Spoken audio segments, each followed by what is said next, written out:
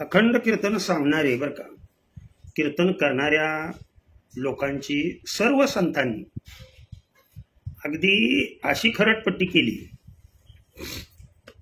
की त्या खरडपट्टीवरून शब्दाचे अर्थ न कळाल्यामुळं हे समोरची लोक प्रमाण देऊन, संतांची प्रमाण देऊन, वास्तविक पाहता यांना फक्त हे वाचतात. वाचून जो वाचेल तो त्यातून ज्ञानी होतो. सांगणाऱ्या, कीर्तन सांगणाऱ्यांना, कीर्तन करणाऱ्यांना सर्व संतांनी जोड्याने का मारलं? काय कारण असावं याचं? तर याचं एकच कारण आहे. पहा, जेव्हा एखाद्या ठिकाणी पहा, आता मुख्य मुद्द्यावरती बऱ्याच जणांची इच्छा आहे की कीर्तन महाराज लोकांनी सत्याला आल्यानंतर मोफत कीर्तन करावं. नवे नवे आमचे जे काही सत्य करणारे किंवा जे जुने लोक आहेत, या जुन्या लोकांना असं वाटतं की हे सर्व भ्रष्टाचार चालू आहे. परमार्थामध्ये अशा पद्धतीनं 10,000 रुपये घेणं, 20,000 रुपये घेणं, लाख रुपये घेणं हे मूर्खपणाचं लक्षण आहे आणि हे भ्रष्टाचार आहे. तर तुम्हाला सुद्धा इथे परमार्थ कळला नाही. तुम्ही वयस्कर असाल, आयुष्यभर परमार्थ केला असेल, तुम्ही उदाहरणं देत असाल की आमच्यानी परमार्थ फुकट केला. आता मी कीर्तन फुकट करतो म्हणू बी नाही असलं, अलग लक्ष, मी फुकट कीर्तन करतो. आता कीर्तन जेव्हा कार्यक्रम आहे त्यावेळेला कीर्तनकार जेव्हा उभा राहतो, उभं तर राहिलंच पाहिजे, कारण भगवंत जर उभे असतील आणि तुम्ही जर बसून सांगत असाल तर हे नियमामध्ये बसत नाही. पहिली महत्वाची गोष्ट. त्याच्यामुळं तुम्हाला बोलण्याचा अधिकार नाही. जे बसून कीर्तन करतात त्यांना हा बोलण्याचा अधिकार नाही. बसून प्रवचन केलं जातं, हे काय मी, हे प्रवचनच आहे. परंतु यामधून लक्षात ठेवा, जेव्हा तुम्ही फेटा बांधून कमरेला म्हणजे गळ्यामध्ये उपरणं टाकून ज्या वेळेला विना घेण्यासाठी उभे राहताय,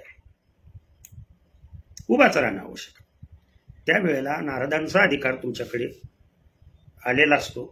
मग नारद काय करतो? ते कोणताही निरोप हा सांगायला सुरुवात करतो. लक्षात ठेवा, कीर्तन आपण ज्या वेळेला सुरू करतो त्यावेळेला सुरुवातीला कीर्तन आपण सांगतो, रामकृष्ण हरी, रूप पाहता लोचनी. तुम्हाला आलेला जो अनुभव आहे त्या समोरच्या व्यक्तीला सांगतो, समोरच्या व्यक्तीकडून तुम्ही म्हणून घेता. ते गायनाचार्य असतील, कोणते समोर श्रवण करणारी व्यक्ती असेल. आता बसलेले व्यक्ती म्हणत नाही ती गोष्ट निराळी, परंतु हे सांगत असताना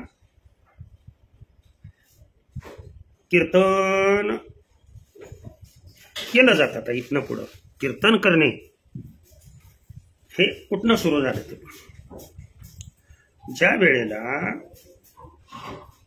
कंबर बांधून पांडुरंगा करू प्रथम नमन, दुसरे चरण संतांचे, इथे सांगणं बंद होतं. इथून पुढे त्या कीर्तनकाराचं तो कीर्तन करतो. सांगायचं जे होतं ते त्यांनी मागच सांगितलं. आणि हे कीर्तन कोणीही सांगू शकतं. म्हणून पंचपदी एखादा टाळकरी सुद्धा म्हणू शकतो. नीट लक्ष द्या मी काय म्हणतो. महाराजांना जर पंचपदी म्हणता येत नसेल तर एखादा टाळकरी. सांगण्याचा अधिकार सर्वांना आहे, पण करण्याचा अधिकार सर्वांना नाही. लक्षात ठेवा, सांगणं वेगळं, करणं वेगळं. जेव्हा तत्परतेने तो कंबर बांधून कामाला सुरुवात केली, लक्षात आलं, आणि भगवंतानी नेहमीच असं कमरेवर हात ठेवून तत्परता दाखवली.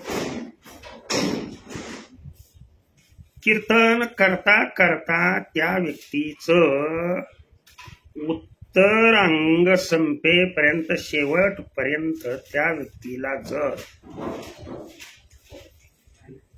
कुठल्याही प्रकारचं भान न राहता समोर स्त्री पुरुष हा भाव जेव्हा त्याचा नाहीसा होतो, पूर्णपणे नाहीसा होतो, त्यावेळेला कीर्तन हे होत असतं.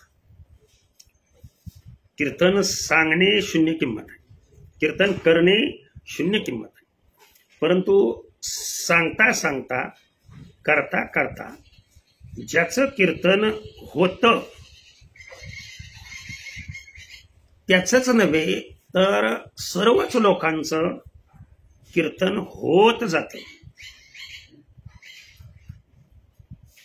त्यांच्यासाठी ज्यांची कीर्तन होतात त्यांच्यासाठी कोणत्याही संतांनी कधीही आपल्या वाचेतून वाईट शब्द काढलेला नाही. म्हणून तुम्ही प्रमाणाचे नीट अर्थ, कीर्तन होत जातं म्हणजे तिथं पूर्णपणे अपेक्षा, पूर्णपणे आशा, अपेक्षा, इच्छा, कामना, वासना सर्व अशी अवस्था होते. आणि म्हणून कीर्तन ज्या वेळेला एंड करतो त्या वेळेला प्रत्येक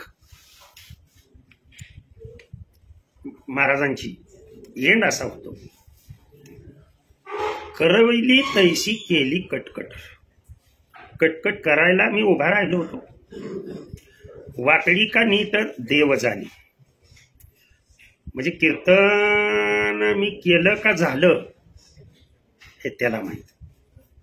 आणि शेवटचं वाक्य अतिशय महत्वाचं आहे.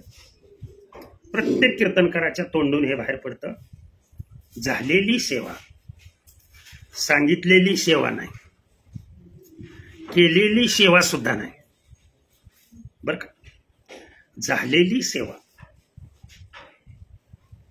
तुम्हा सर्व श्रोतेजनांच्या चरणी अर्पण करून सेवेला पूर्ण विराम देतो. हे शेवटचं वाक्य असतं. आणि मग पुन्हा जय विठ्ठल, येतं लक्षात तुमच्या. म्हणजे सांगणे, करणे आणि होणे. कीर्तन ज्यांचं होतं त्यांना समोरची व्यक्ती जे देईल ते त्याला स्वीकारायचा अधिकार आहे. परंतु जे ठरवून अगोदरच कार्यक्रम करतात त्यांनी आपण मरणोत्तर कुठे जाणार आहे हे सांगायची आवश्यकता नाही. काय त्यांच्यासाठी नरकवास ठरलेला आहे. पहा जरा बोल काय कळले तर कळवून, नाहीतर द्या सोडून. तुम्हाला हे कळावं, तुम्ही सर्व जणांनी आचरणात आणावं, तुम्हाला सर्वांना आवडावं ही अपेक्षा ठेवून मी कधीच बोललो नाही किंवा बोलणारही नाही. आवडेल ना आवडेल ज्याच्या त्याच्या मनाचा तो, दुसऱ्याच्या मनाचा मी मालक नाही. ओके, झालेली सेवा सर्व श्रोतेजनांच्या भगवंताच्या चरणी अर्पण करतो आणि सेवेला पूर्ण विराम. पुंडलिक वरदा हरी विठ्ठल श्री ज्ञानदेव तुकाराम. विठ्ठल विठ्ठल विठ्ठल विठ्ठल.